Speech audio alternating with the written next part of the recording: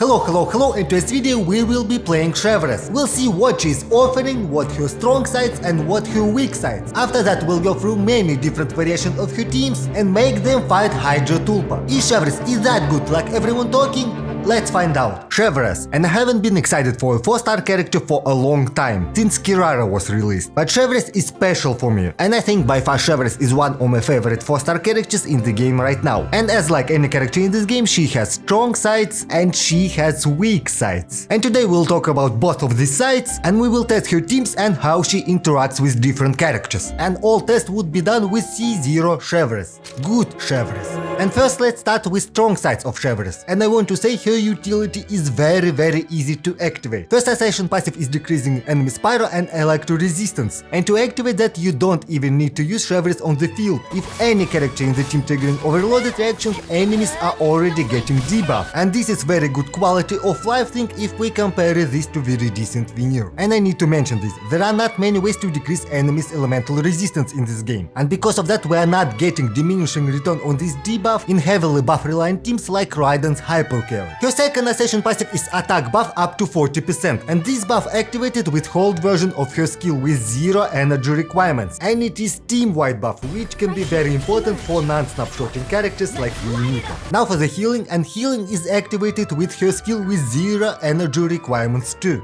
Now let's talk about her buff uptimes, and I think Chevreuse by far has one of the best buff uptimes in the entire game. Her attack buff has 30 seconds duration, this is just insane. This is Archon type of utility, because only Archons can offer us something that lasts that long. So Chevreuse can do this all day. Her elemental resistance debuff lasts 6 seconds, and this can be problem for some teams. But because this debuff can be reactivated with any teammate, in most of the team we are having 100% uptime on it. So Chevreuse not only can do this all day, she can watch this all day too. Healing duration, important information, and later you will understand why. Her healing lasts for 12 seconds. And right now we have Song of the Days Pass set in the game. This set designed for the continuous off-field healing characters, which Chevreuse is. And she can activate buff from this set twice in a row. And for any doubters, here is the proof. First we're using skill and then waiting 6 seconds. And now we've got the buff and these yellow arrows indicates it. And if we wait another 6 seconds, we're getting yellow flash, and this means our buff reactivated. So Chevreuse can utilize this set and get 10 stacks per rotation. So what we have in the end? Character with decent buff, 0 energy requirements and 100% uptime. And I want to mention that she has pretty good scaling on her skill and her burst, but this is not helping her personal damage. And this is leading us to another section of the video, bad Chevreuse. And now let's talk about Chevreuse problems. And the first problem, she is a split scaling character. If you want to maximize her support utility, you need to get 40,000 HP. She has decent base HP, but right now my Chevreuse built with HP weapon, HP sense and HP goblet, and I am having almost 38,000 HP. And this build makes her high scaling attacks useless, because in HP builds you missing a lot of other stats. Another her weak side, she doesn't have any off-field Pyro application. Because of that she cannot work as a solo Pyro support in some teams, and you will have huge problems with her first assassin passive uptime, and lack of off-field Pyro application not allowing us to use tenacity of Millilith. This is very unfortunate because this set could be her best in slot, and this leading us to another problem. One of the sets that she can use is Noblesse Oblige, but this set cannot stack, and in most of her teams she's been used with Bennett, and we all know who will use Noblesse Oblige in these teams, so we left with Song of the Days Pass set for her. Unfortunate thing, this set placed in non-resin efficient domain, but this is not the main issue. This set has restriction, and this leading us to another problem. At C0 she has very weak healing. Right now my Chevreuse build as a full healer. We have healing bonus with HP and HP. To activate this set at full potential we need to heal 15,000 in 6 seconds. Chevreuse burst is healing every 2 seconds, so every tick should heal at least 5,000 HP. And let's see how this will go.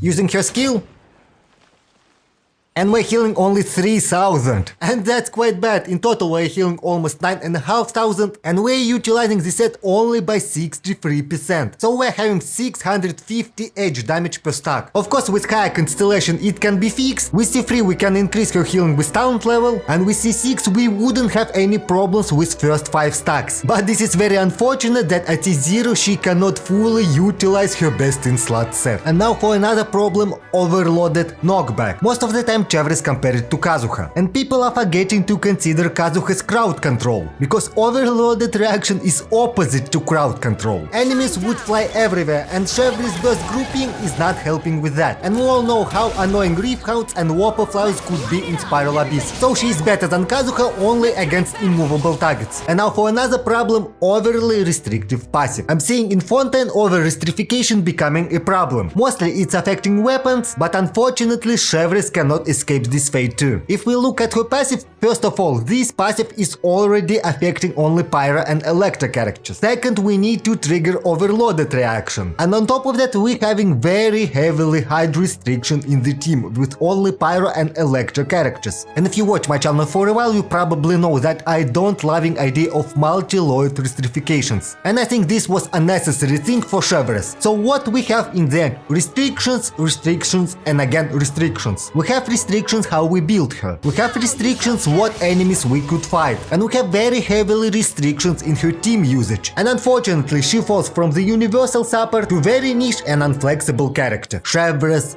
Build.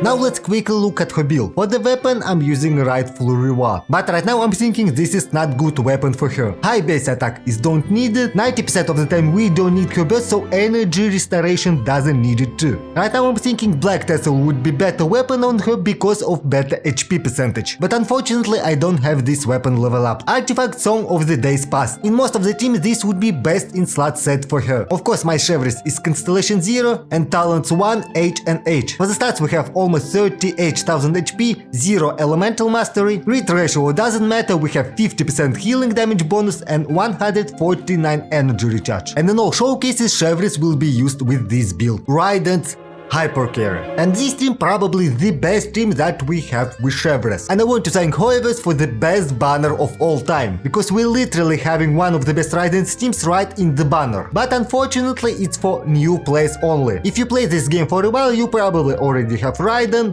Bennett and Sarah. And in this showcase Raiden will be used with Constellation 1, R3 Wavebreaker Fin and 75-151 crit ratio. And one important thing, in Raiden Hypercarry teams use Electro damage bonus goblet. And let's quickly test the damage.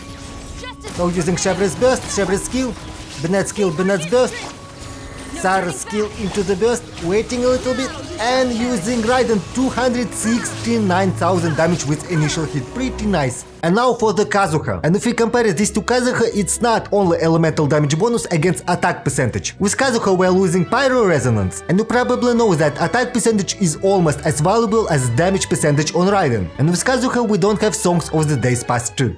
And now for the damage, Raiden skill, Kazuha's skill into the burst, Bennett's skill burst, Sarah's skill and then burst, waiting a bit, and Raiden's burst, 257,000 damage. So we have 11,000 damage difference. Percentage-wise difference is not that high. But remember, Chevreuse is only C0, at C6 difference would be higher. But on Kazuha side we don't lose crowd control. So I think in different scenarios both teams are very viable. And in this video we will not go for the full real DPS runs, but I've made runs against overgrown water droplet with every team. And in short recap, I've beat this boss exactly in 1 minute. I think it's pretty good result with my level of investments. Yoimiya teams.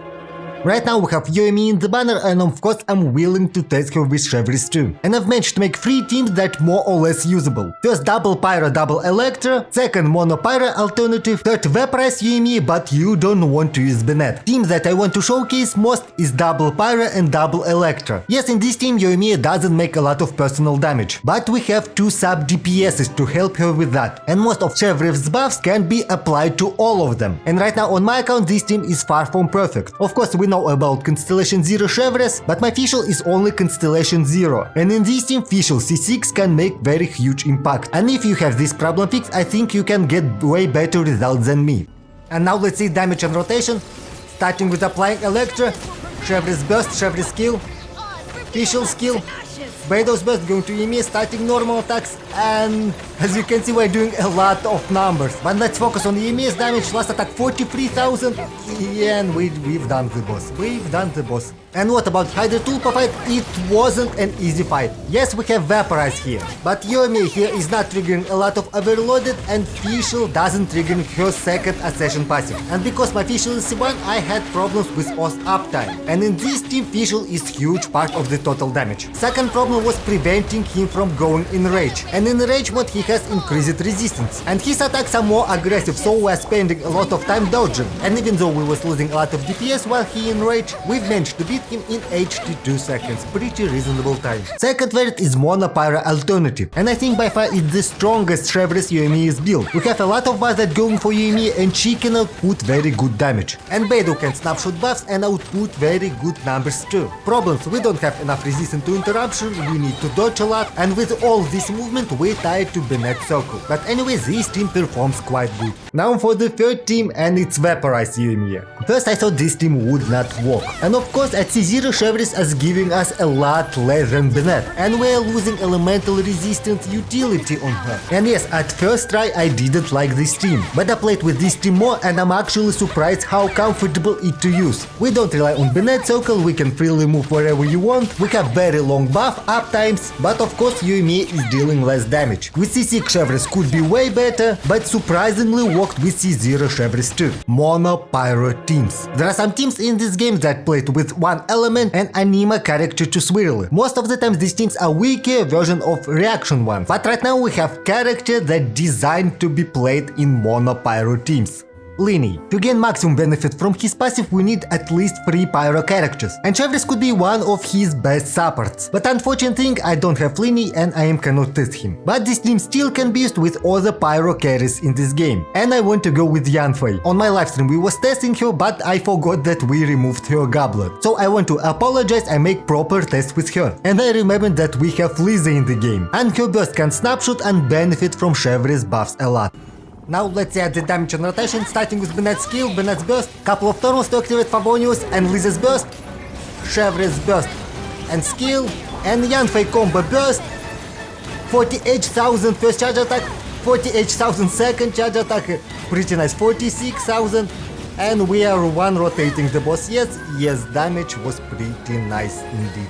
And using this team against Hydra Tulpa felt like cheating. We doesn't have ICDs on her important attacks, so we vaporized a lot. And even though Mono teams is not the strongest one, but they shine the most in this type of content. But this fight is not easy that you think. Because of Bennett's self-pyro application, Hydra Tulpa can vaporize us. And you can be one-shotted even with very weak attack. So you literally need to play perfect and not allowed to make any mistakes. And with this team we've beat Hydra Tulpa in 79 seconds. Another variant of Mono Pyro team is Xiangling's Mono Pyro. An idea behind this team that we have 2 sub DPSs, we are heavily above them and they will do work for you. In free-to-play variant you can use Fischl, but this time I want to use Yoimiya. I'm thinking Yoimiya and Chevreuse can work really good together, but I don't fight a lot of teams where you can use them. Yoimiya's totem not snapshot, and because of that we can use her first in rotation, after that apply Chevreuse buffs, and Yoimiya would anyways receive them. So let's see how it works, starting with totems, then Chevreuse burst, skill, Bennett's burst, skill, then immediately Xiangling skill, Goba, Xiangling's doing 22,000, Yoimiya's doing 32,000, and burst was overkill.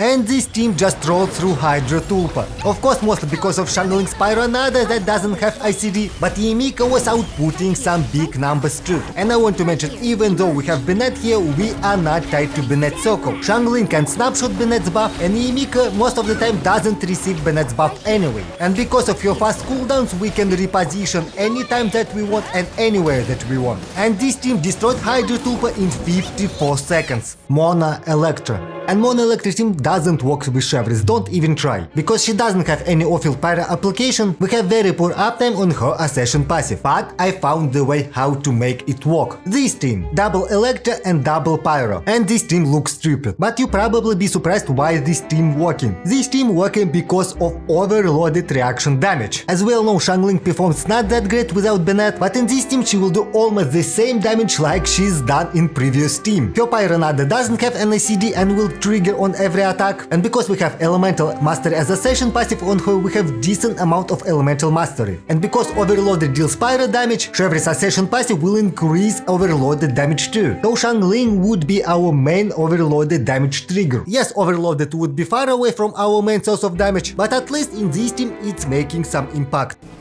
So let's see at the damage and rotation, starting with Kitsun skill, Chevreuse Burst, Chevreuse skill, Pyro Nada, Goba, using Oz, go to Kitsun skill, charge attack, burst, and Xiangling is doing 12,000 and each Overloaded from Xiangling is doing 8,000. So 21,000 damage with each Pyronada hit. And this team humiliated Hydro Tulpa too. But this time Overloaded was off the table. First reason of course Xiangling with her Vaporize, but without Bennett it wasn't doing that much damage. The real MVP here is Fischl with her second Accession passive. Kitsun was triggering a lot of Electro charge, this was triggering Fischl Accession passive, and Fischl Accession passive was triggering Electro charge on top of that. Yeah, the same chain reaction that makes Fischl really good in Dendro teams. And this team killed the boss in 64 seconds. Conclusion. And I don't know how to make unbiased conclusion about Chevreuse. In this game I'm loving supports and non-meta teams. And of course she is a support and most of the teams that we use today is far from meta. But I cannot close eyes on her downsides. She has really good value in her kit, but this value locked with restrictions. Right now she is the best support for Raiden Hypercarry and very good support for Lini. Other team variations mostly Mono Pyro. And even though Mono Pyro team are shining right now because of Hydro Tulpa, but when Giant Droplet would begin, this team will fall behind. And Chevreuse right now feels very weird, feels like something is missing. And maybe the missing piece for Chevreuse is Chlorine, but we will know this only in the future. What you are thinking about Chevreuse, let me know in the comments. And thank you for the watching, subscribe to my channel, and I'll see you in my next video.